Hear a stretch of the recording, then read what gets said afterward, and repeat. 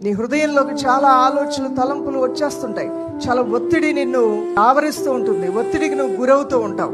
పోరాటం ఉంటుంది. ప్రార్థనలో ఎంతో పెద్ద పోరాటం అంటూ ఉంటుంది. యవనస్తుల హృదయంలోకి ఎన్నో థాట్స్, ఆలోచనలు వస్తూ ఉంటాయి. సంఘర్షణలకు లోనవుతూ ఉంటారు. నా ప్రియ సహోదరులు, ఇంట్లో మీరు భార్యలుగా, తల్లులుగా, కుటుంబంలో బాధ్యత వహిస్తున్నటువంటి ప్రియులుగా ఎన్నో ఒత్తిడులు మీ గుండె గదుల్లో దాచబడి ఉంటాయి. వాటన్నిటినీ కూడా ఎక్కడ చెప్పుకోవాలి, ఎవరితో చెప్పుకోవాలి, ఎలా పంచుకోవాలనేటువంటి ఆవేదన మీ గుండెల నిండా ఉంటూ ఉంటుంది. మీకు ఒక శుభవార్త, యేసయ్య సన్నిధిలో ఈ రోజు మీ హృదయాన్ని కృమ్మరించి వేయండి. ఆయన మీ కన్నీటి బాష్పములు తుడుస్తాడు, మీ వ్యాజ్యములు ఆలకిస్తాడు, మీ బాధలు ఆయన గ్రహించుకుంటాడు. నా మనస్సులో ఉన్న బాధ నా ఇంటి వారికి అర్థం కావట్లేదు, నేను ఎంత చెప్పినా అర్థం చేసుకోవట్లేదని గుండె బరువుతో ఈ రోజు వచ్చావేమో. నీ మనస్సులో ఉన్నటువంటి భారమును, బాధను అందరికన్నా ఎక్కువగా పూర్తిగా 100% అర్థం చేసుకోగలిగిన వాడు నీ పరలోకపు తండ్రి. ఎందుకంటే నీ గుండెని నిర్మించిన వాడు ఆయన కాబట్టి. నీ గుండె గదుల్లో ఉన్నటువంటి ఆలోచనలేంటో, ఆవేదనలేంటో, ఆందోళనలేంటో ఎరిగిన వాడు నీ పరలోకపు తండ్రి.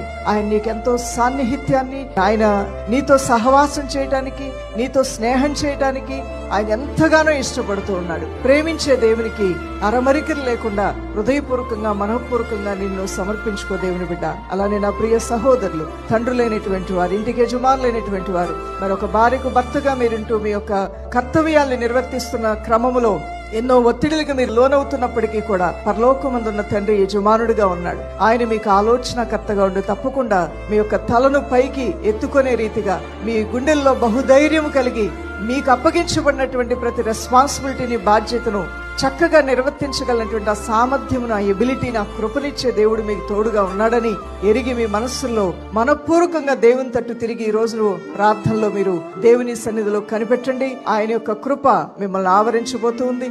ఆయన మీ యొక్క జీవితాల్లో ఉన్నటువంటి ప్రతి కీడుని కూడా ఏరులతో సహా పెకిలించి వేయబోతూ ఉన్నాడు.